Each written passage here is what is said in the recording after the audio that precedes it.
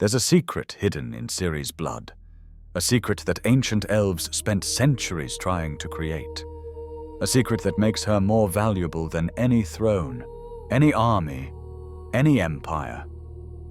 And here's what almost no one realizes. This secret didn't start with her. It started with a forbidden love story over 1,000 years ago, and with a dying woman on a frozen hillside who made a choice that would echo through time itself. But here's the twist that changes everything we think we know about the Witcher. Ciri isn't special because she's the child of elder blood. She's special because she's the only one who refused to let that power define her. Hello there and welcome back. Tonight we're unraveling the most intricate mystery in the Witcher universe: how genetic manipulation, dimensional travel, and a mother's sacrifice created the one person who could save or destroy entire worlds. You know her as Ciri, the ashen-haired girl from The Witcher 3. But the truth about what she is, why everyone from interdimensional elven armies to emperors to mages wants to control her, and what really happened when she confronted the White Frost, that story is far stranger and more fascinating than you might think. This isn't just about magic or destiny. This is about power that was engineered into someone's DNA before humanity even existed. This is about being hunted across infinite dimensions by forces that see you not as a person, but as a genetic key. And this is about one young woman who looked at all of that, the prophecies, the genetic legacy, the expectations of everyone who wanted to use her, and said no. Settle in. Get comfortable. Because we're about to explore the Elder Blood, and I promise you, nothing you think you know about Ciri's power is quite what it seems. Part 1. The Genetic Weapon. How it all began. Picture a world before humans ever set foot on the continent. A world where elves reigned supreme, where their magic reshaped landscapes, where they lived for centuries and considered themselves the pinnacle of creation. These weren't the elves we see in the Witcher's present day. Oppressed, marginalized, fighting for survival. These were the NL, the older folk, living in their own dimension called Tir Na Leia, and they were masters of reality itself. But even masters of magic faced limits. The NL had discovered something extraordinary about the multiverse, that worlds weren't isolated. They existed as spheres, touching and overlapping, and if you had enough power, you could move between them. They called these pathways the Ard Gaith, the Gate of the Worlds. Here's where it gets interesting. The NL couldn't open these gates themselves. They needed help from beings called unicorns, not the mythical creatures of fairy tales, but powerful entities who could traverse dimensions naturally. And the unicorns weren't interested in helping the NL with their ambitions. So the elves asked themselves a dangerous question. If unicorns are born with this ability, if it passes from parent to child, could we engineer it into our own people? What followed was centuries of calculated genetic manipulation. The NL sages identified sources, individuals with raw, uncontrolled magical power, and began breeding them together, generation after generation.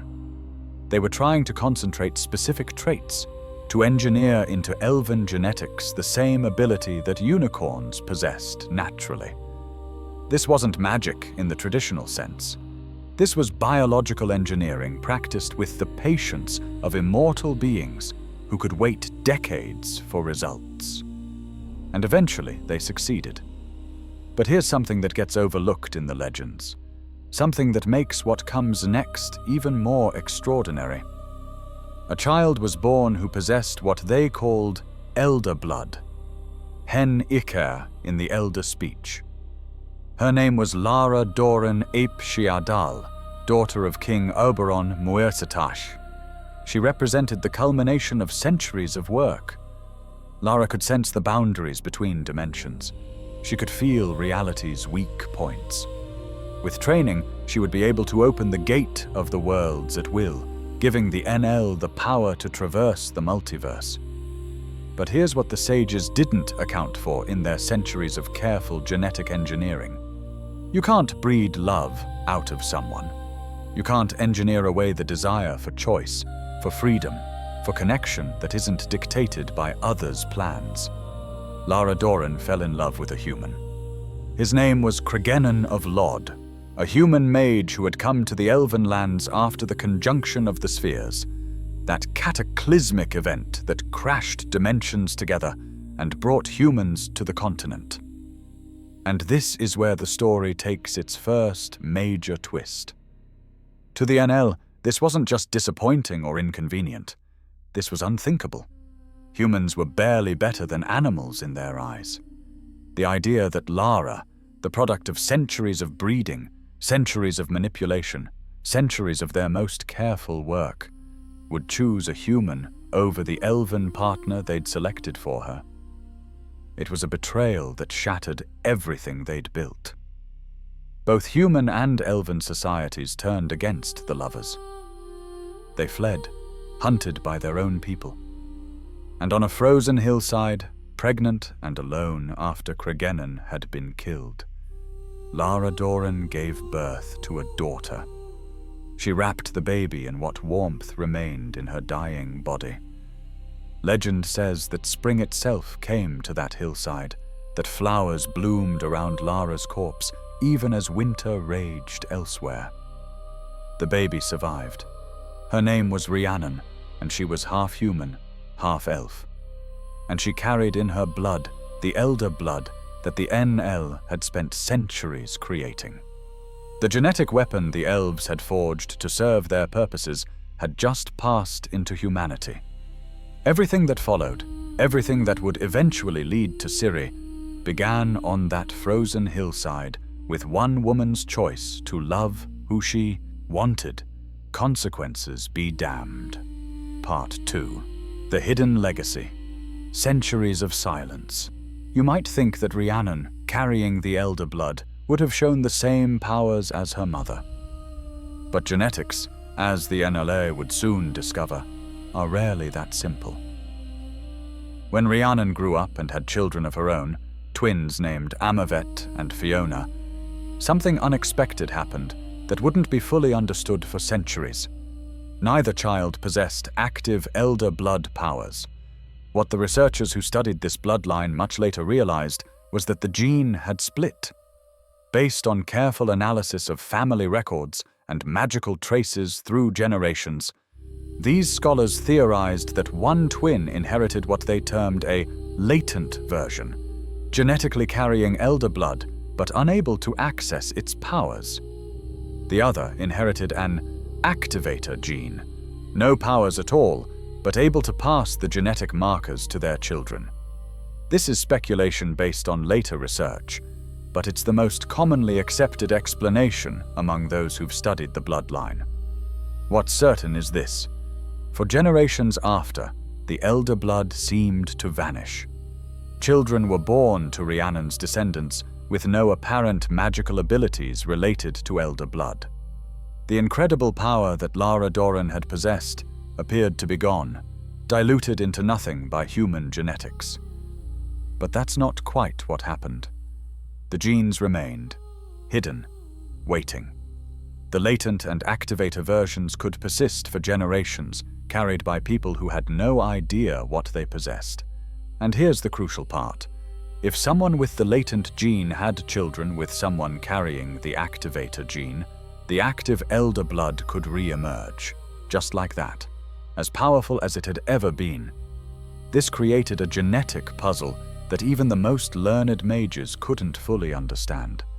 They tried to track Lara Dorren's descendants, creating family trees, monitoring royal marriages, but they kept making mistakes. They only tracked legitimate children, missing bastards entirely. They assumed that if a child showed no powers, the line had ended. Time and again, they thought elder blood was extinct, only to have it resurface generations later in an unexpected place. The bloodline wound through the noble houses of the continent like an invisible thread. Redania, Kovir, Temeria, royalty across the realm unknowingly carried these dormant genes. Sometimes the power skipped entire generations. Sometimes it manifested subtly, as prophetic dreams or unusual intuitions.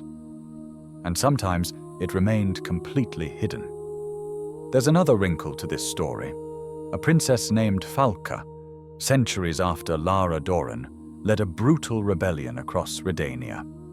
What most didn't know was that Falka herself carried elder blood. She had children before her rebellion was crushed, and at least one of those children was adopted into nobility, creating another branch of the elder blood family tree. This meant that multiple lines of elder blood were converging, crisscrossing through noble families who intermarried without realizing they were bringing together different branches of the same ancient bloodline. The genes were becoming more concentrated in certain families, hidden beneath the surface, waiting for the right combination to trigger their activation. All of these invisible threads eventually converged on the kingdom of Cintra.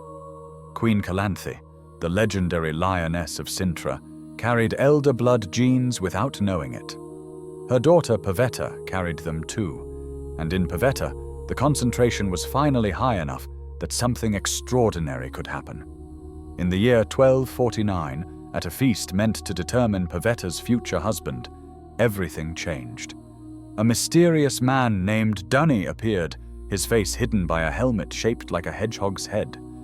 He invoked the law of surprise, an ancient custom where someone who saves another's life can claim as payment something the saved person possesses but doesn't yet know they have.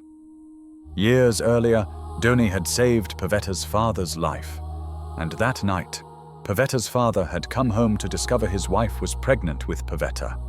The law of surprise had bound Pavetta to Dunny before she was even born. Queen Calanthe was furious.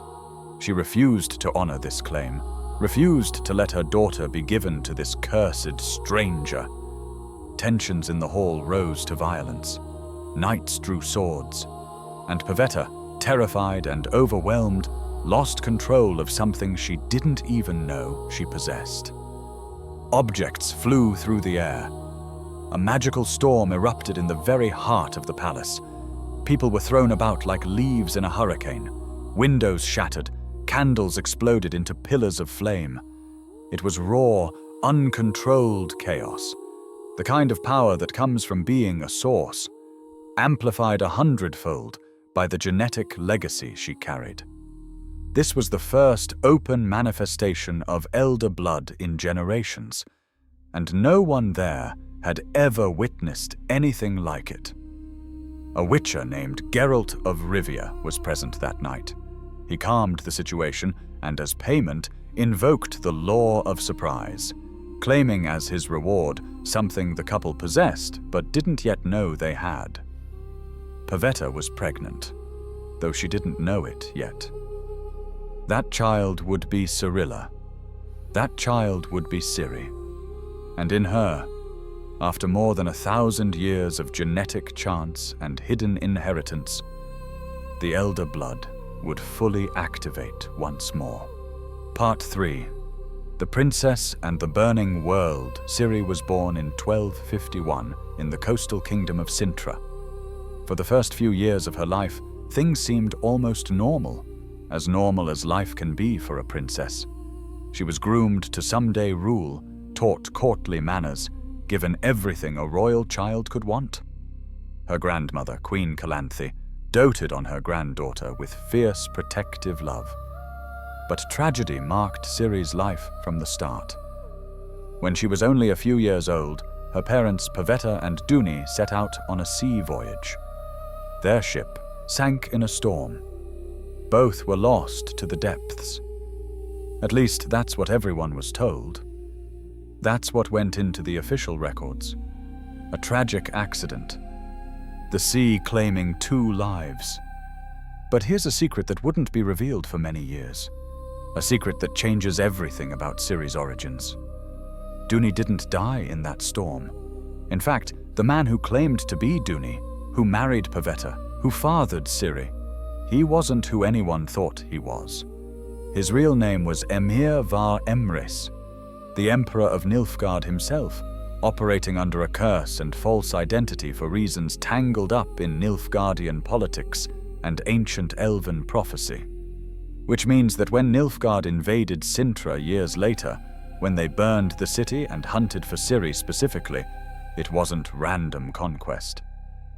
The Emperor was looking for his own daughter, a daughter who carried both royal blood and elder blood, who represented something he'd been planning for years. But Ciri wouldn't learn this truth for a very long time. For now, she was simply an orphaned princess, raised by her grandmother Calanthe, who loved her with fierce, protective devotion. The Witcher Geralt had claimed Ciri through the law of surprise, binding her to him through something older than any written law. But Calanthe refused to honor this. She hid Ciri when Geralt came looking. She forbade anyone from mentioning the white-haired Witcher who had a claim on her granddaughter. But one person defied Calanthe's orders. Ciri's nanny told her stories of this mysterious Witcher, painting him as a legendary figure who would one day come for her. To young Ciri, these became fairy tales, half frightening, half exciting. She dreamed about this white-haired stranger, wondering when their fates would finally intersect. Strange things happened around Ciri as she grew. She sometimes fell into trances, speaking in voices that weren't her own. She had dreams that felt too real to be merely dreams, visions of places and events she couldn't possibly know about. Calanthe recognized these signs. They were similar to what had happened with Pavetta. The girl was powerful, probably the most powerful source born in generations. Calanthe tried to hide this too, keeping Ciri isolated from mages who might sense her abilities. It was protection born of love, but it was still a kind of cage. Then came 1263, and everything Ciri had ever known burned to ash in a single day. Nilfgaard launched a massive invasion of the northern kingdoms. Their armies swept north like an unstoppable tide. Cintra found itself directly in their path. And here's something that only becomes clear later, something that adds a terrible irony to everything that follows. Nilfgaard wasn't just conquering territory. The Emperor himself had specific orders regarding Cintra. Find the girl. Find Cirilla. Emhyr var Emrys was coming for his daughter. But at the time, 12-year-old Ciri didn't know any of this. She didn't know her father was alive. Didn't know he was the Emperor. Didn't know that the invasion specifically targeted her kingdom because of her. All she knew was that her world was ending. Her grandmother, wounded in battle, threw herself from the palace walls rather than be captured. Her grandfather led a suicidal cavalry charge. The city burned. The palace burned. Everything burned. A young knight named Laszlo tried to get Ciri to safety, but he died defending her from Nilfgaardian soldiers. Ciri found herself alone, running through burning streets, through forests where scouts hunted survivors. The princess who had wanted for nothing became a refugee, fleeing for her life. And that's when her power manifested in a way she couldn't deny. Cornered by soldiers, terrified beyond measure, something inside Ciri broke open. A scream tore from her throat, but it was more than sound. Raw, magical force erupted from her, throwing soldiers backward, shattering stone, warping reality itself for a brief, terrible moment. When it was over, Ciri stood alone in a small crater of destruction, trembling and confused. She didn't understand what she'd done. All she knew was that something inside her was dangerous and uncontrolled. For weeks, Ciri wandered north. She hid among refugees, lived on scraps, learned to move silently and hide quickly. The princess who had never known hunger learned what it meant to be truly afraid for her survival.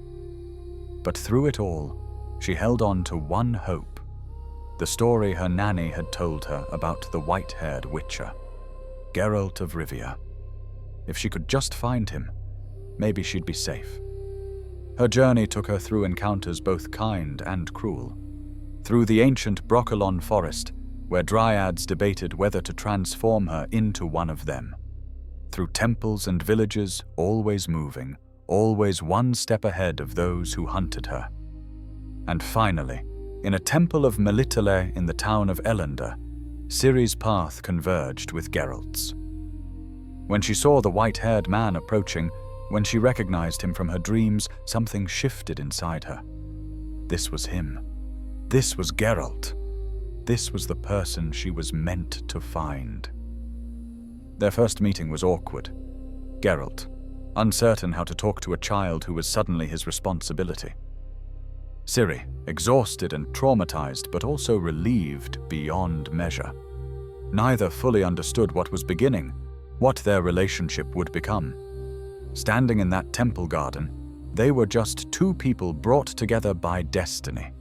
One who desperately needed protection, the other who would learn what it meant to truly care about someone more than his own survival. Ciri's childhood had ended in flames. Her life as a princess was over, but her life as something else, something far more dangerous and far more important, was only just beginning. And Part 4, The Fortress in the Mountains. Forging a warrior. The journey to Kaer Morhen tested Ciri in ways her royal upbringing never could have.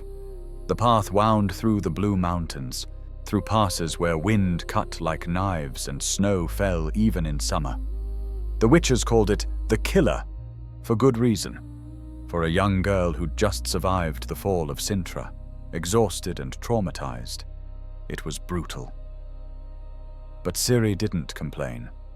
She set her jaw and kept moving. Perhaps it was pride, the last vestige of her royal blood refusing to show weakness. Or perhaps she already understood that this was what her new reality demanded. Either way, she pushed through until they finally reached Kaer Morhen. The fortress was ancient, weathered by centuries of mountain storms, partially damaged from an attack years before that had killed most of the witches who lived there. But what remained was still impressive. High walls, sturdy towers, training yards where generations of witches had honed their skills. For Ciri, hunted by Nilfgaard and carrying power that many would want to exploit, it was as close to safe as anywhere in the world could be. Ciri's first night at Kaer Morhen didn't go as planned. The witches had prepared a simple welcome, warm food and warm shelter after weeks on the cold mountain roads. Thirsty and not thinking clearly, Ciri grabbed the nearest drink from the table without asking what it was. It was called White Seagull, a potent alcoholic beverage that witches could drink without ill effect thanks to their mutations, but that could make normal humans violently ill. For Ciri, with her elder blood and her nature as a source, the effect was something else entirely. The alcohol acted almost like a drug, lowering her conscious control and allowing her innate power to surge to the surface. She fell into a deep trance, her body rigid, her eyes unfocused, but seeming to stare at things no one else could see. And then she began to speak in voices that weren't her own. Multiple voices, overlapping, some in languages dead for centuries. Prophecies and warnings poured from her mouth, visions of events that hadn't happened yet, names of people she'd never met. The witches watched this display with a mixture of concern and fascination. They'd known Ciri was special. Geralt had told them about her connection to him through the law of surprise, about the fall of Cintra, about the power he had witnessed her display. But seeing it themselves, seeing this young girl channeling forces beyond her understanding or control, drove home just how significant and how dangerous she truly was. When Ciri came out of the trance, she found herself surrounded by concerned faces. Vesemir, the oldest witcher at Kaer Morhen and the de facto leader, knelt beside her. His face was weathered and scarred from countless battles, but his eyes held unexpected kindness. He promised her they would help, that this was now her home, that she was safe. Training began the next morning. Vesemir took charge personally, though he called on the other witches for specialized instruction.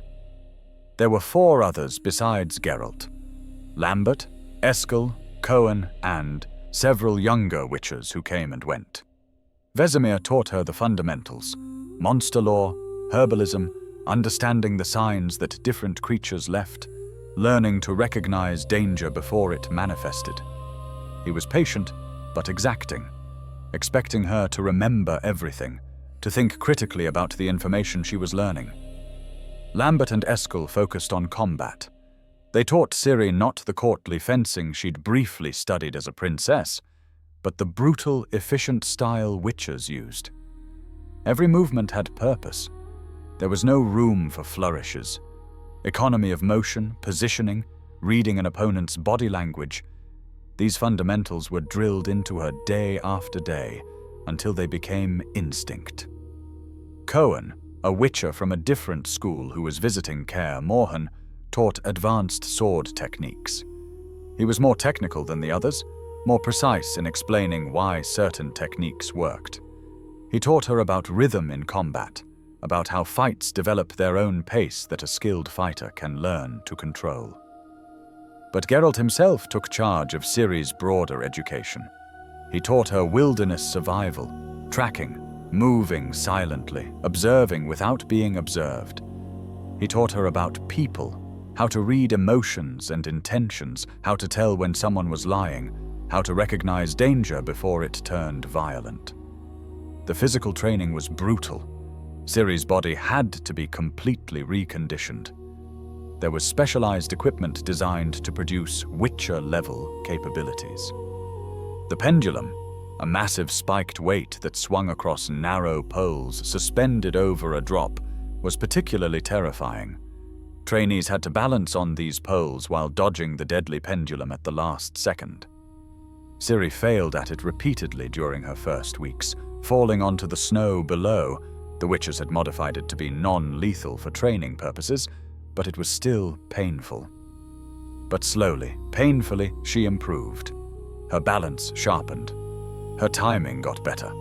Eventually, she could hop between poles as the pendulum swung, could even perform acrobatic maneuvers while dodging the weight. Years later, she could do it blindfolded, relying entirely on her other senses.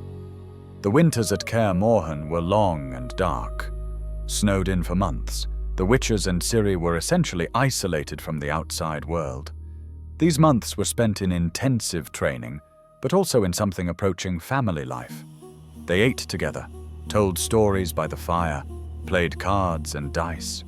They argued and laughed, and gradually formed bonds deeper than mere training relationships. Vesemir grew particularly fond of Ciri. He had trained many young witches over his century and a half of life, had seen them transformed by mutations into something no longer fully human. But with Ciri, he could watch her grow stronger without losing her humanity. She called him Uncle Vesemir, a term of affection that touched the old witcher more than he would admit. But there was something else happening during these years, something the witches were less equipped to handle. Ciri's power as a source was growing. Objects moved without being touched. Temperature changed suddenly around her when she was emotional. Reality seemed to shimmer and bend in her vicinity. The witches recognized that Ciri needed magical training, not just combat. They sent word to the wider world. They needed a sorceress who could teach her to control these wild surges of power. The person who answered that call was Triss Merigold. She was young, as sorceresses went, with auburn hair and a gentle manner that immediately put Ciri at ease. But beneath that gentle manner was a sharp mind and considerable magical ability. Triss began by assessing Ciri's abilities through standard magical tests. The results confused her. Ciri showed no aptitude for normal magic. She couldn't cast simple spells that even novices could manage. But Triss could sense something else. There was vast power in Ciri, but it operated by different rules than conventional magic. During one examination, Ciri fell into another trance. She spoke in that strange, multi-layered voice, describing events that hadn't occurred yet. And then she said something that made Triss's blood run cold. She mentioned a knight in a winged helmet. She spoke of hunters who weren't bound by normal reality, who rode through the sky on spectral horses. She called them the Wild Hunt, spoke of someone named Eredin, described pursuit across dimensions and through time itself. Most people would have dismissed this as fever dreams or imagination. But Triss recognized something in those words. These weren't random images. This was prophecy. This was the kind of vision that only one type of power could generate. When Ciri came out of the trance, Triss had to sit down, her hands actually shaking. She realized what she was dealing with. Elder blood. Hen Iker. The genetic legacy that was supposed to have died out centuries ago, that the most learned scholars believed was extinct, or so diluted as to be meaningless. It wasn't extinct. It was sitting right in front of her, in a 12-year-old girl who had no idea what she truly was. Triss explained to the witches what this meant. Elder blood granted abilities far beyond normal magic. Someone with active elder blood could bend reality itself, could open portals between worlds, could potentially manipulate time. This power was exactly why Ciri would be hunted. The NL, the elves who had created elder blood, would never stop seeking it. They wanted to restore their ability to access the gate of the worlds, to open pathways between dimensions. If they discovered there was a human girl with active elder blood, they would stop at nothing to capture her. For Geralt, this revelation was almost too much to process. He was a witcher, a monster hunter, someone who survived by taking contracts and staying beneath notice. And now he was responsible for protecting, someone who would be sought by forces that could crush him without thought. But Geralt made his choice. He would protect Ciri. Not because prophecy demanded it, not because her power made her valuable, but because she was his child surprise, his responsibility. And increasingly, someone he cared about more deeply than he'd thought himself capable. Triss's work with Ciri took on new urgency. She couldn't teach Ciri to control the elder blood. No one knew how, but she could teach her to control her reactions, to maintain calm in the face of strong emotions, to build mental barriers that would prevent her power from erupting uncontrollably. They practiced meditation extensively. Ciri learned to recognize the early warning signs of when her power was beginning to surge, the tingling in her extremities, the way air seemed to thicken, the taste of ozone that preceded major manifestations. By the end of Triss's time at Kaer Morhen, Ciri had gained better control. The uncontrolled surges became less frequent. She was learning, growing, becoming something more than just a girl with frightening abilities. She was beginning to understand what she was, even if she didn't yet know what it would mean for her future. The training at Kaer Morhen had transformed Ciri from a frightened refugee into someone capable of protecting herself. The witches had given her skills, discipline, and most importantly, a family who valued her for who she was, rather than what she could do for them. Part 5. Hunters from Beyond. The Wild Hunt's Dark Purpose. To understand why Ciri's life would become an endless cycle of pursuit and flight, we need to understand her hunters. To most people on the continent, the Wild Hunt was myth. Folklore used to explain strange weather or to frighten misbehaving children. Spectral riders in the sky, omens of disaster.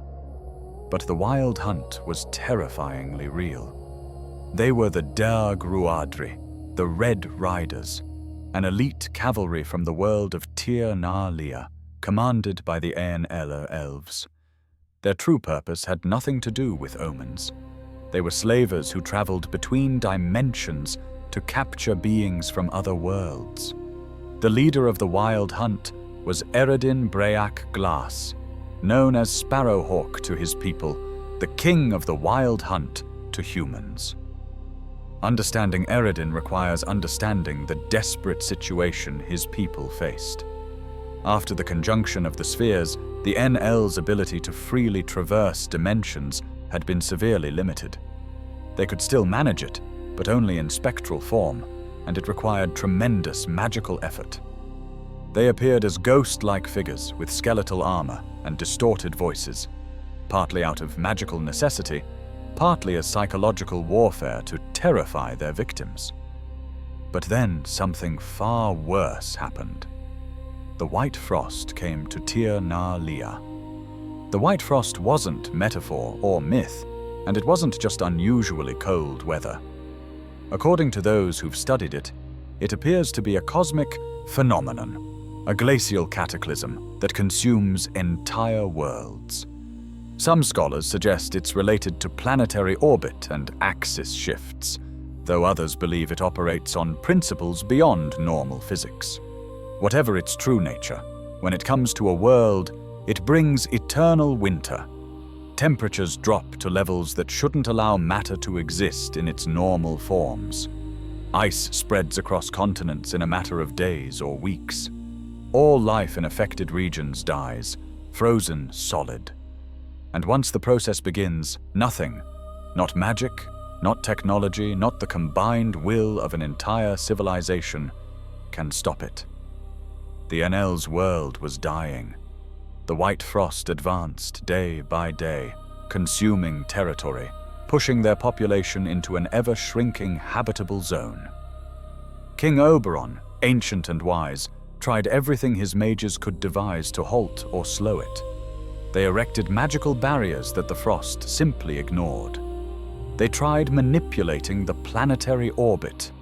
It made no difference. They experimented with ways to generate heat that could combat the advancing ice. It wasn't enough.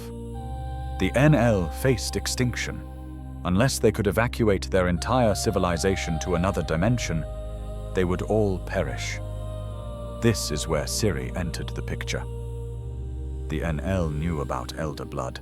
They'd created it, after all. They knew that someone with active Elder Blood could access the Gate of the Worlds, not in the limited way they could manage, but completely. Stable portals, large enough to transport populations, permanent enough to allow mass evacuation. After Lara's death and the loss of Elder Blood to humanity, they thought that capability was lost forever. They'd resigned themselves to finding another solution, though none presented itself. But then, around the year 1267 in the human calendar, during one of their raids on the continent, the Wild Hunt sensed something that changed everything. Someone in that dimension possessed active Elder Blood. The genetic signature was unmistakable, resonating across the dimensional boundaries like a beacon. After more than 1,000 years, after the gene had passed through countless human generations, diluted and hidden and seemingly lost, it had activated again. That someone was Ciri. She was only about 16 at the time, still learning her power, still trying to understand what she was. She had no idea that her very existence had been detected across dimensional boundaries, that she'd become the focal point of an entire civilization's desperate survival strategy. Eredin immediately understood what this meant. Here was the solution to the White Frost, to his people's impending doom. If they could capture this girl, convince or compel her to use her abilities to open a permanent portal, the NL could escape their dying world. They could invade the continent, establish themselves as dominant, ensure their survival. The Wild Hunt's pursuit of Ciri became their absolute priority. Eredin organized his forces, gathered intelligence, prepared for what would become an obsessive hunt spanning years and crossing dimensional boundaries. But the NL's plan wasn't simple capture. Their strategy, conceived by Arvalak, an elven sage who had been Lara Dorren's intended partner, was more disturbing. They would bring Ciri to Tir na Lia and have her produce children with King Oberon himself. The reasoning was genetic. The NL believed elder blood passed most strongly through the female line, but needed reintroduction to elven genetics to be fully controlled. If Ciri had children with Oberon, those children would possess elder blood, but be at least partially elven, hopefully loyal to the NL. They could then open the gate of the worlds, while keeping the power within NL control. For Ciri, all of this was unknown. She knew she was being hunted, sometimes glimpsed spectral figures in her visions, but didn't understand why. She didn't know she represented hope for an entire civilization, or rather, that they viewed her as a tool, with no regard for her own will. The Wild Hunt would eventually catch Ciri during her flight through dimensions.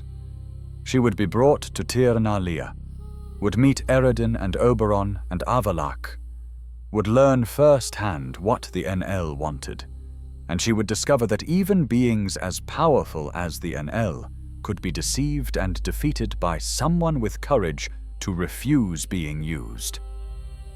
Eredin wasn't simply a villain, though his actions were often monstrous. He was a leader facing his people's extinction, willing to do anything, capture, enslave, kill, to ensure their survival. He looked at Ciri and saw not a person but a resource, a genetic key to salvation. Her thoughts, dreams, and will were irrelevant. But Eredin made a fundamental miscalculation. He assumed power and desperation would be enough to compel cooperation. He didn't account for Ciri's stubbornness, her refusal to be controlled, her willingness to flee across infinite dimensions rather than submit.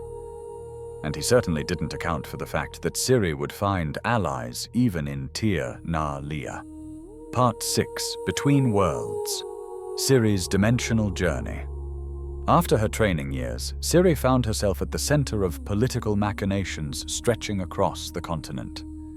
Kingdoms wanted to use her, mages wanted to study her, and her own father, Emperor Emhyr var Emreis, wanted to marry her to produce an heir combining imperial power with elder blood.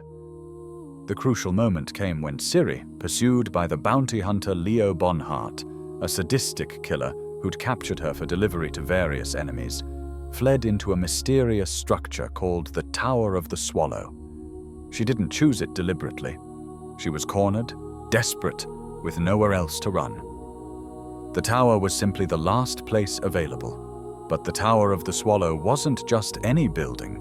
It was ancient, elven, and it contained something most people had long forgotten about: a portal. One of the old gateways that the NL had created in the ages before the conjunction, before their power to traverse dimensions had been limited. When Ciri touched the portal, her elder blood responded. Not consciously, not because she willed it, but because her genetic code recognized something in that ancient elven magic. The portal activated, and Ciri was pulled through, disappearing from her world entirely, vanishing between dimensions. What followed was months, maybe longer. Time becomes difficult to measure when you're jumping between realities, of traveling from world to world. Ciri's elder blood had fully awakened, responding to her desperate need to escape, but without any training or understanding, she couldn't control where she went or when she'd jump again. She was like someone who'd just discovered they could teleport, but had absolutely no control over their destination. The worlds Ciri visited were strange and varied. She saw worlds with technology far beyond the continent, buildings scraping the sky, machines that could think. She saw worlds dying from war or plague. She saw beauty and horror in equal measure. Everywhere she went, Ciri tried to find her way home, tried to understand how her power worked. But elder blood operates by rules even learned mages don't fully grasp. It responds to emotion, need, subconscious desire. Ciri's desperation to return to Geralt and Yennefer made her powers harder to control, made her jumps more erratic. During one jump, Ciri landed in Tir na Lia, the NL's home. An elf named Avalak found her, seemingly by accident, and offered help finding her way home. He seemed charming, knowledgeable, genuinely sympathetic. He took Ciri to King Oberon's palace, promising the king had resources to help her return. But it was a trap, though elaborate and subtle. Avallac'h gradually revealed the truth. He explained Ciri carried elder blood, was descended from Lara Dorren, that her power was key to opening the Gate of the Worlds. He told her about the white frost consuming Tir na Lia, how the NL faced extinction. Then he presented the ultimatum. She could help them, produce a child with King Oberon, and that child would inherit elder blood and loyalty to the NL. Through this child, they could open the gate, could save their civilization. In exchange, they'd help her learn to control her power, teach her dimension-walking secrets human mages didn't know. They might even let her return home eventually, or she could refuse and remain prisoner in Tir na Lia forever, trapped with no way to return to those she loved. It was slavery dressed as diplomacy, rape couched as political necessity. Ciri was barely into her late teens, traumatized by years of being hunted. Now she was told her only value was as a breeder, a genetic vessel. Ciri didn't immediately refuse. She asked for time to understand her situation. During that time, she learned about Oberon himself. Ancient, over 650 years old, Lara Dorren's father, and she learned he found her utterly repulsive. To Oberon, raised viewing humans as inferior beings barely above beasts, intimacy with Ciri was revolting. He understood intellectually it was necessary for his people's survival, but emotionally, physically, he couldn't go through with it. Every attempt ended in failure. Eredin, watching all this unfold, grew impatient. He'd waited long enough, had been patient with Oberon's sensibilities and with Avallac'h's subtle manipulations. He wanted results, and he wanted them now. So he made a decision that would change everything. He gave Oberon what he claimed was an aphrodisiac, something that would overcome the king's reluctance and finally allow him to fulfill his duty to his people. But it wasn't an aphrodisiac. It was poison. Or more precisely, it was a massive overdose of a stimulant that Oberon's ancient body, over 650 years old, simply couldn't handle. The king died that night, and Eredin became the new ruler of the NL. Later, this would be confirmed as regicide. Avallac'h would reveal the truth, that Eredin had deliberately killed Oberon to seize power. Whether Eredin had been planning this all along, or whether it was an impulsive decision born of desperation, we may never know for certain. But the result was clear. Eredin was now in charge, with no more ancient king to slow him down, and he had no intention of treating Ciri with any courtesy whatsoever. Ciri, meanwhile, had found unexpected allies. During her time in Tir na Lia, she'd encountered beings called unicorns. These weren't the mythical creatures of children's stories. They were powerful entities existing partly in physical reality and partly in some other realm entirely, capable of traversing dimensions naturally. The very ability the NL had tried to engineer into themselves. The unicorns were ancient enemies of the NL, opposing their ambitions to control the Gate of the Worlds. One young unicorn befriended Ciri. She called him Little Horse, though his true name in the unicorn's language was Ihwarraquax. Despite the simple nickname, he was far from simple. He and the other unicorns had been watching Ciri, had recognized something in her, not just her power, but her essential nature, her refusal to be used as a tool. Little Horse explained the truth. The NL would never let her go, never let her return home. Even if she cooperated, she'd remain prisoner possibly for life, and her children would grow up as tools with no regard for their wishes. But the unicorns also explained something else. Ciri's elder blood wasn't just about opening gates for others. It was hers to command. With proper use, she could open her own portals, travel wherever she wished. She didn't need the NL's permission. She'd always possessed the ability to return home. She just needed to learn to access it consciously, rather than having it activate randomly from emotional distress. The unicorns taught Ciri in their brief time together. They showed her how to sense boundaries between worlds, how to find thin places where reality could be pushed aside. They taught her to visualize destinations, not with her eyes, but with her heart. To think not of coordinates, but of people, of places that mattered emotionally. Elder blood responds to connection, to love, to bonds that tie her to others.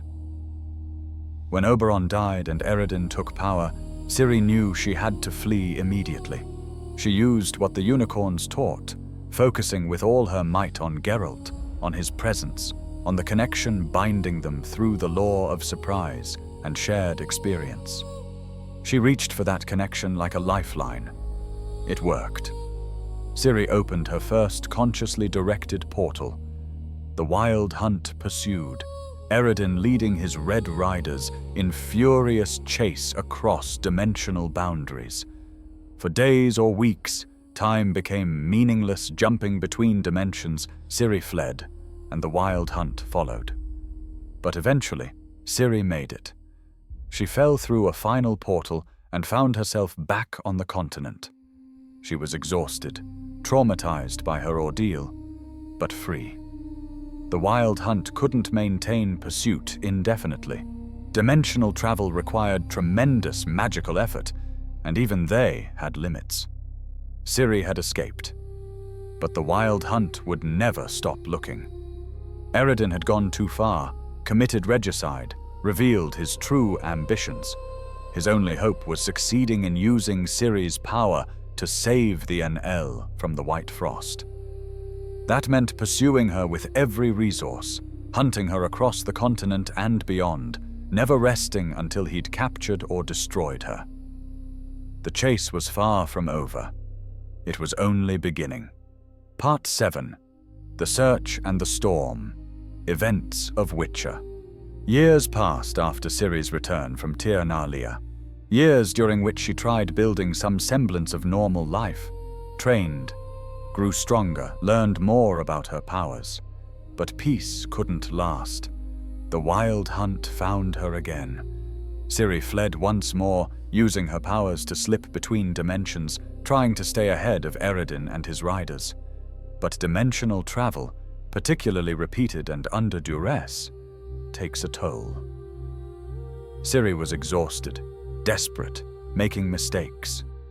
During one flight, she ended up on the Isle of Mists, where she collapsed. The wild hunt, following close, found not Ciri, but people they believed could draw her out. Geralt and Yennefer. The confrontation was brief, but devastating. Geralt was overwhelmed. Yennefer was captured. Geralt survived, but barely, left with no memory of who he was. Ciri, learning what happened, blamed herself utterly. People she loved were attacked because of her, because the wild hunt wanted to use them as bait.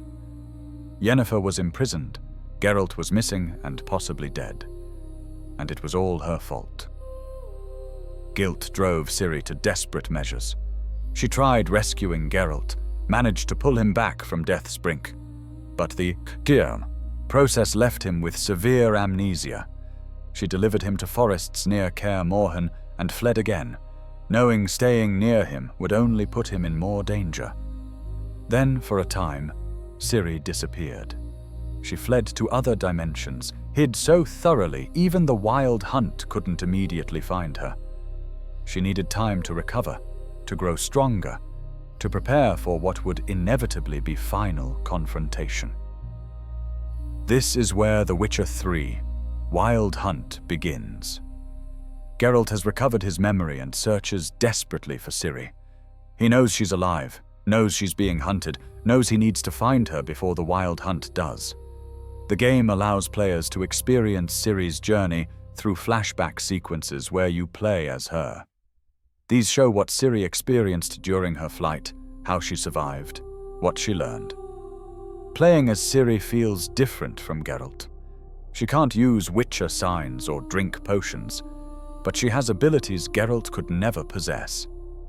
Ciri can blink, short-range teleport, letting her disappear from one location and reappear instantly elsewhere. In combat, this makes her devastating. She can teleport behind enemies, strike before they react, teleport away before they can retaliate. Ciri also possesses charge, gathering magical energy and releasing it in a devastating rush attack, tearing through enemies. It's raw elder blood power on display, primal, overwhelming force channeled through her body. Later, during the Battle of Kaer Morhen, Ciri gains Magic Stone ability, summoning destructive magical energy in areas around her. It's another manifestation of her raw power. Playing as Ciri gives players a taste of possessing elder blood. The world bends around her in ways it doesn't for others. Distances become meaningless. Boundaries constraining normal beings don't apply the same way. But the game also shows the cost. Ciri is constantly exhausted, constantly pushing to her limits. Every power use risks losing control. Geralt's search takes him across the continent, through war-torn Velen, corrupt Novigrad, proud Skellige. Everywhere he finds traces of Ciri's passage, signs she'd been there and fled. He meets people she helped, people she fought alongside, people whose lives she touched. Slowly, Geralt pieces together not just where Ciri's been, but who she's become. The frightened child he trained at Kaer Morhen has grown into a powerful, confident young woman. She's still compassionate, still willing to help even when desperately needing help herself. But she's become a warrior, someone capable of standing against threats that would destroy lesser people. The trail leads through Novigrad, where Ciri sought shelter with young outlaws called the Rats, through Skellige, where she helped druids protect a sacred garden.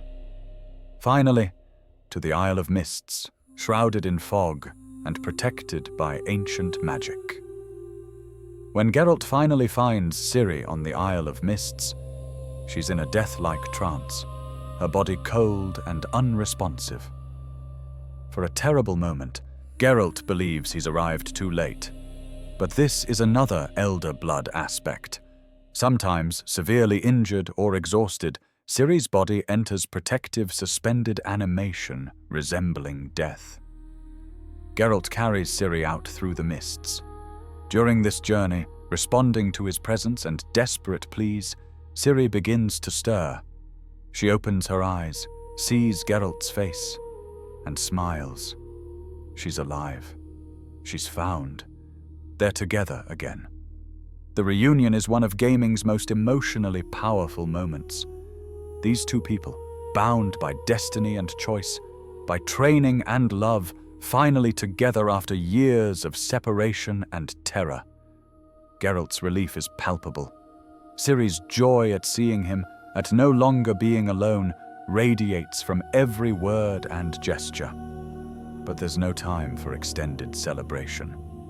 The wild hunt is still coming. Eredin hasn't given up. If anything, he's more desperate as the white frost continues consuming his world.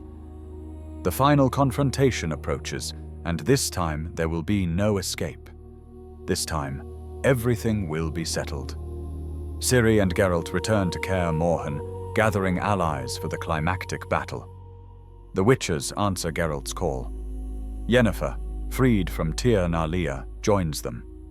Triss comes, as do other characters whose lives Geralt has touched. Even sorceresses of the Lodge, despite their agendas, recognize Eredin's threat transcends their political games. The Battle of Kaer Morhen is where everything changes for Ciri, where she truly becomes the Lady of Space and Time prophecy foretold. Part 8. The Breaking Point. Vesemir's sacrifice and Ciri's fury. Defense preparations at Kaer Morhen were thorough, but grim. Everyone understood the Wild Hunt would bring full force, that Eredin wouldn't risk failure this time. Vesemir, the old Witcher who'd trained Ciri years ago, supervised preparations with calm efficiency, born from countless battles, survived. Traps were set throughout the approach. Magical wards were erected, warriors positioned strategically. And Ciri trained, pushing harder than ever, knowing this battle would require everything she had, and more. But tension filled the air beyond battle anticipation. Sorceress Philippa Eilhart arrived with the lodge, bringing a proposal that divided defenders. She suggested that after battle, Ciri should allow the lodge to guide her, to help her use powers for what they deemed greater good. Essentially, they wanted to control her. Yennefer was furious. Geralt equally opposed. They'd spent years protecting Ciri precisely so she could make her own choices. Handing her to the lodge, however phrased, was unacceptable. Ciri understood what was happening. Prophecy, politics, power, everyone wanted to claim her for their purposes. Eredin seeking to use her to save the Anel. The lodge wanting to guide the continent's future through her. Everyone saw her as tool, weapon, resource. Very few saw her simply as Ciri, a person with her own dreams and desires. The debate was cut short when Soar, warning bells rang. The wild hunt had arrived. They came as spectral army, dozens of riders appearing in the sky above Kaer Morhen. At their head was Eredin, his armor darker and more menacing than his followers, his presence radiating power and grim determination. With him were his generals, Imlerith, brutal warrior known for cruelty, and Caranthir, chief navigator whose magical abilities allowed Wild Hunt dimensional travel. The battle that followed was chaos. Wild Hunt riders descended in waves, their spectral forms partially immune to normal weapons, their magic warping reality disturbingly. Defenders fought back desperately, witches and sorceresses working in coordination. Ciri fought alongside them, her blink ability letting her be everywhere at once, supporting overwhelmed defenders, striking Wild Hunt warriors before they could rally. But she knew this was just beginning. Eredin himself had barely engaged, hanging back with his most powerful warriors, waiting for the right moment. Then the Wild Hunt did something devastating. Caranthir unleashed massive magical attack, a wave of white frost itself, transported from Tir na Lia to Kaer Morhen. Ice spread across the courtyard in seconds, freezing everyone it touched. Witches, sorceresses, soldiers, all encased in ice instantly, unable to move, barely able to breathe. Only Ciri and Vesemir were spared, having been behind a wall when the attack hit. They emerged to find the entire battle frozen in place, their allies trapped in ice growing thicker by the second. And approaching through the frozen tableau was Imlerith. What happened next would haunt Ciri for the rest of her life. Imlerith, massive and terrifying in his Wild Hunt armor, attacked them both. Vesemir moved to defend Ciri, stepping between her and this monster of a warrior. The old Witcher fought with everything he had, drawing on over a century of experience and skill, every trick he'd learned in a lifetime of battles. For a moment, just a moment, it looked like he might actually prevail, might drive back even this powerful member of the Wild Hunt. But experience and skill can only take you so far.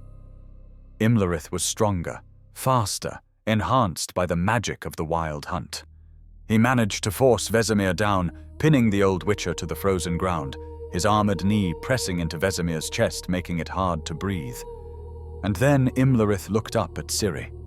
His voice, distorted by the Wild Hunt's magic, carried clearly across the courtyard. "Come with us now, willingly, or I crush his throat right here."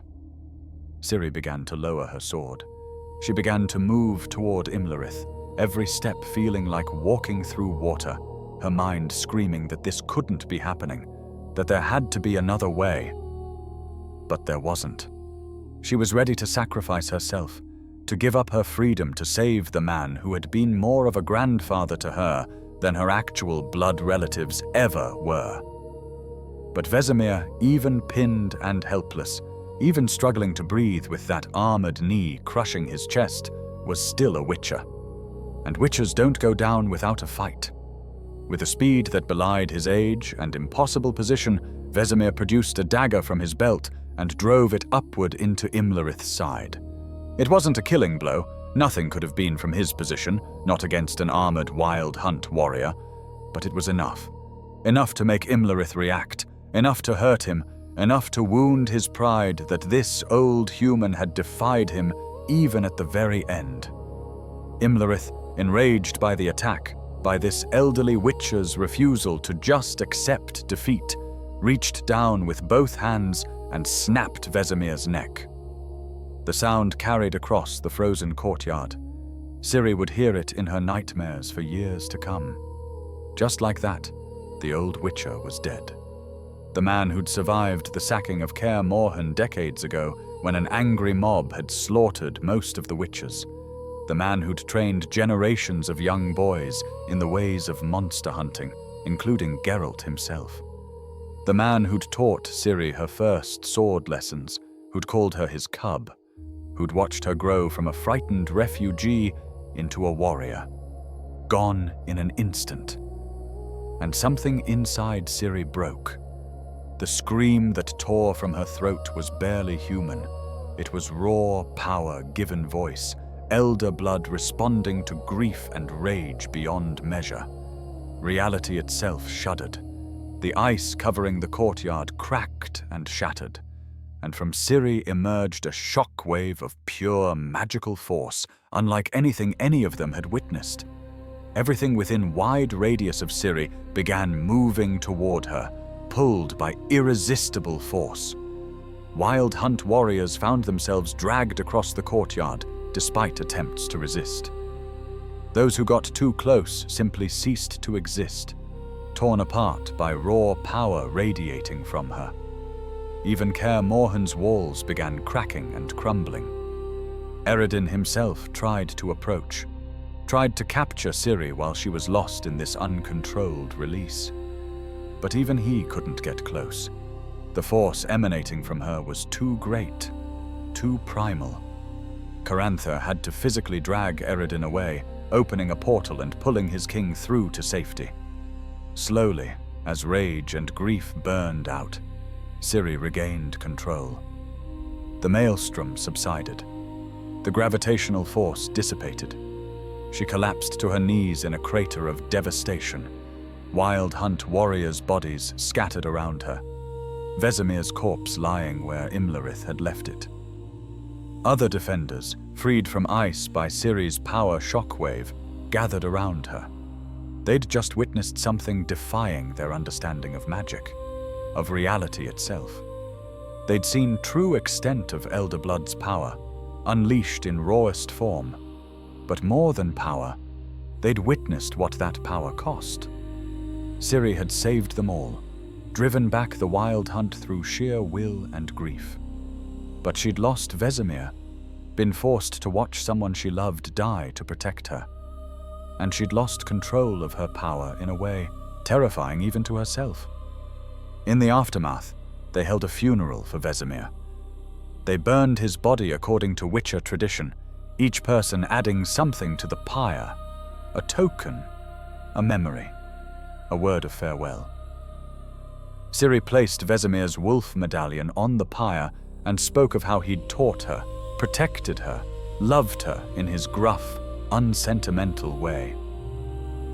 But the funeral also marked a turning point. Ciri understood now that running was no longer an option. The wild hunt would never stop, never give up. Eredin was too desperate, too determined, with nothing left to lose. If she kept fleeing, more people would die.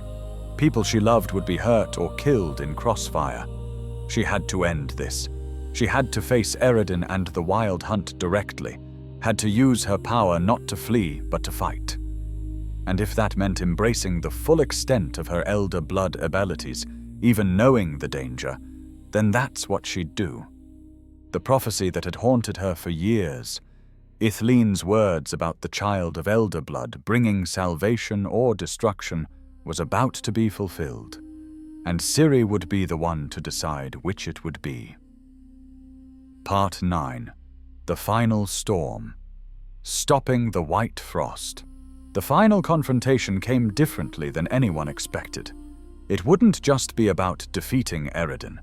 It would be about stopping the White Frost itself, confronting the cosmic threat that had driven the NL to such desperation. After the Battle of Kaer Morhen, Avallac'h fully revealed himself and his plans. He'd been working behind the scenes all along, manipulating events toward a specific goal. And here's where things get complex, where prophecy and physics intersect in ways that are never fully explained. The White Frost, according to Avallac'h, wasn't just threatening Tir Nalia. It was spreading through dimensions, consuming world after world. And based on his calculations, his understanding of how it moved through the multiverse, it would eventually reach the continent. Maybe in decades, maybe in centuries, but it would come. Now, in the books, it's suggested that the White Frost is simply a natural ice age that will occur in about 3,000 years. Unavoidable, but part of the natural cycle of planetary climate. The games take a different interpretation, treating it as something more immediate, more supernatural, something that can actually be stopped. This is one of the places where game lore diverges from book lore, giving Ciri a more direct role in saving the world.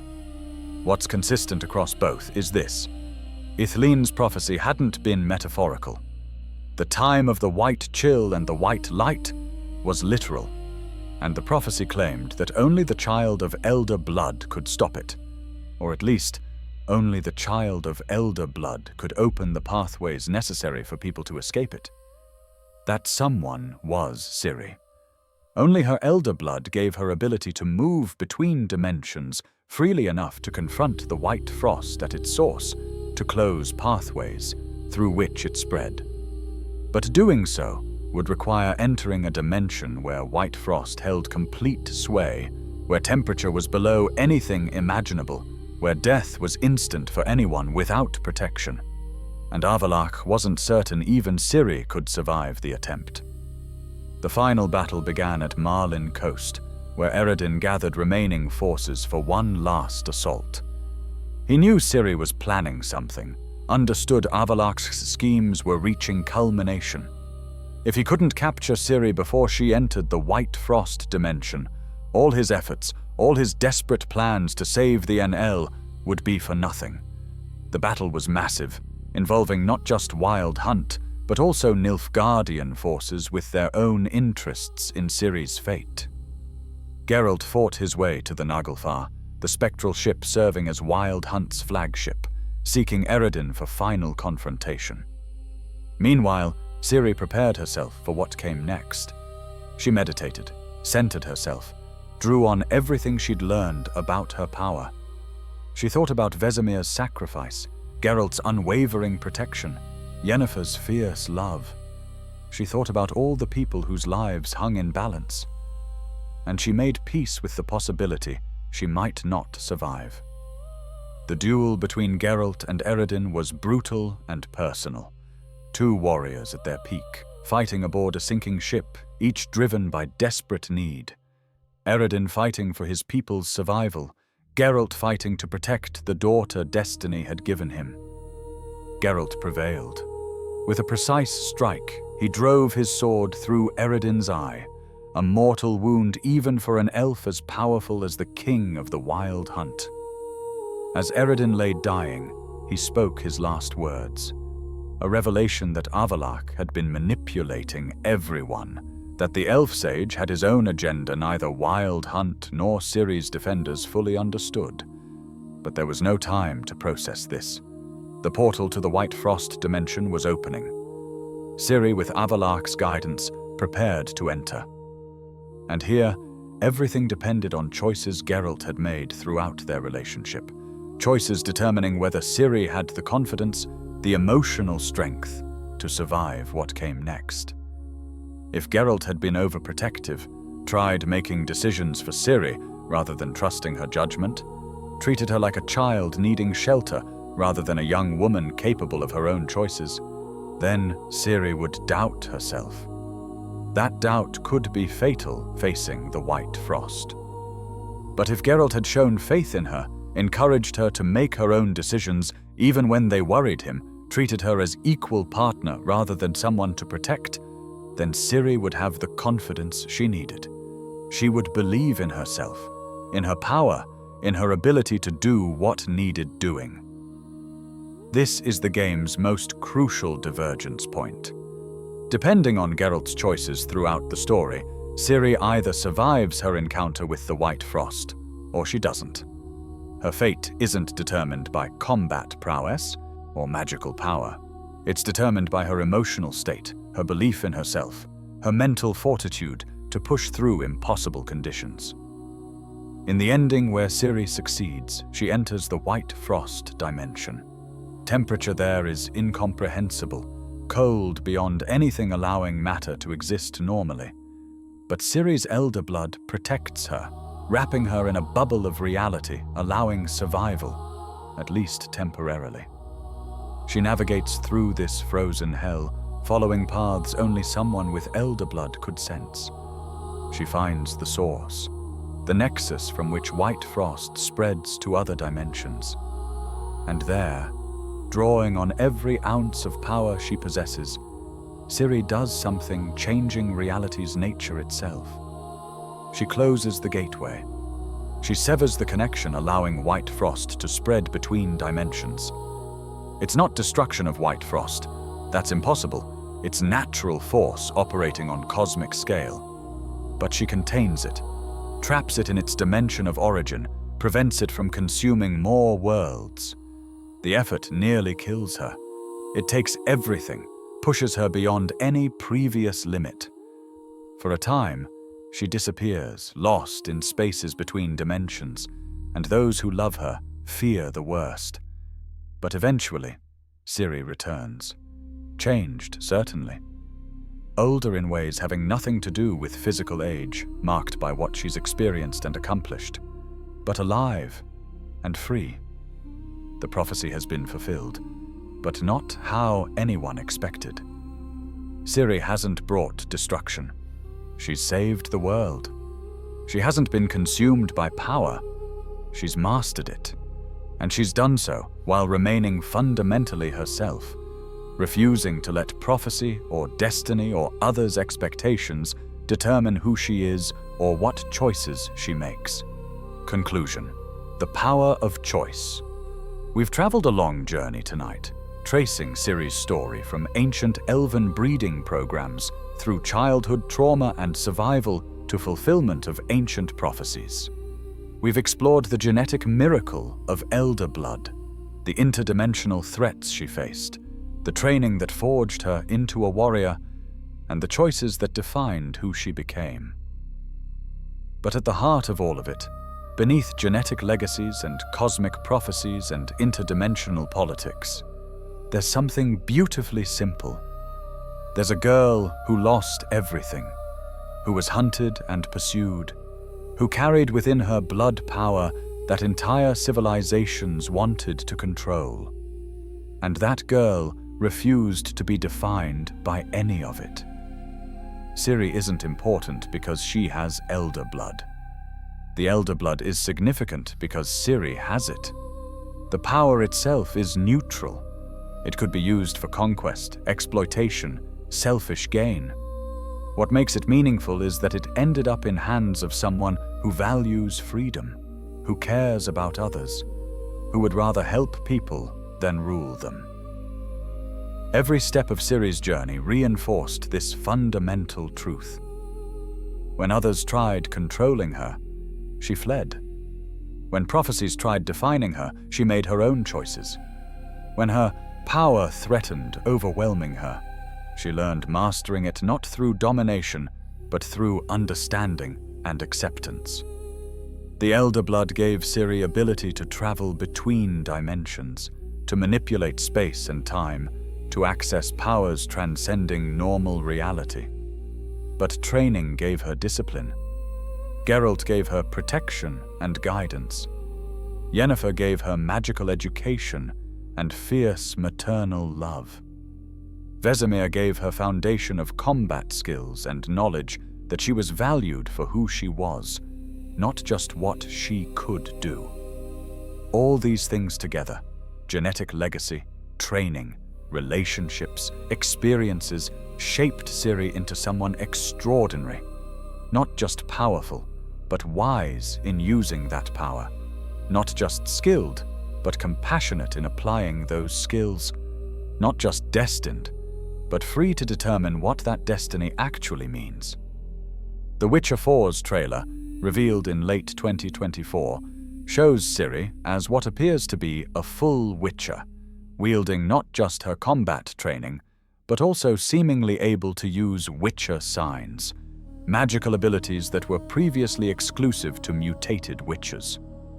This raises fascinating questions about what may have happened between the end of The Witcher 3 and the beginning of this new game. Based on what we see in the trailer, it seems Ciri might have undergone some form of the trial of the grasses, the dangerous mutation process that creates Witchers. The lore has always suggested this was impossible for adults, especially females, that the mortality rate was essentially 100% for anyone who wasn't a young boy. But Ciri isn't a normal human. Her elder blood might grant her regenerative or adaptive abilities that could let her survive processes that would kill anyone else. This is speculation based on what we see in the trailer, but it would explain how she can use signs. Alternatively, Ciri might have found another way to access Witcher abilities, perhaps using her elder blood to simulate or replicate the effects of the mutations without actually undergoing them. Her power to manipulate reality, to exist partially across multiple dimensions, might grant her capabilities that approximate or exceed those of traditional Witchers through entirely different mechanisms. What we can say with more certainty, based on CD Projekt Red's announcements, is that they're treating the Witcher ending from The Witcher 3 as canonical for their continuation of the story. Ciri survives her encounter with the White Frost and chooses the path of a Witcher rather than becoming Empress or meeting a tragic fate. This choice honors what makes Ciri special. She could rule nations with her combination of royal blood and elder blood power. She could reshape the political landscape. Instead, she's choosing to hunt monsters, to help villagers in need, to walk the path. In a world full of prophecies and curses, of political machinations and ancient vendettas, Ciri proved the most powerful force isn't genetic legacy or magical ability or prophetic destiny. It's choice. It's determination to forge your own path regardless of what others expect. It's courage to be yourself even when the entire multiverse seems to want you to be something else. And here's the final twist, the thing that makes Ciri's story resonate so powerfully. Her fate in the game isn't predetermined. The Witcher 3 gives players multiple endings based on choices made throughout the game, but these aren't just arbitrary game mechanics. They're reflections of something deeper. Ciri's survival, her success, her ultimate fate, none of it is determined by combat prowess or magical power. It's determined by whether the people around her, particularly Geralt, treated her with respect and trust, whether they believed in her ability to make her own decisions. The game is literally built around the idea that Ciri's destiny isn't written in ancient prophecies. It's written by her choices and the support she receives from those who love her. That's brilliant. That's a game about prophecy and destiny that ultimately says prophecies and destinies only matter as much as you let them. That's the story of Ciri, the child of elder blood, the lady of space and time, the lion cub of Cintra. She's all these titles and none of them. She's simply Ciri, a young woman with extraordinary power, making her own choices, walking her own path, proving with every step that destiny is what you make of it, not what others write for you. Whether she becomes Empress, whether she becomes a Witcher, or whether she gives everything to stop the White Frost, each path is valid, because it's her choice. And that choice, more than any genetic legacy or prophetic destiny, is what defines her.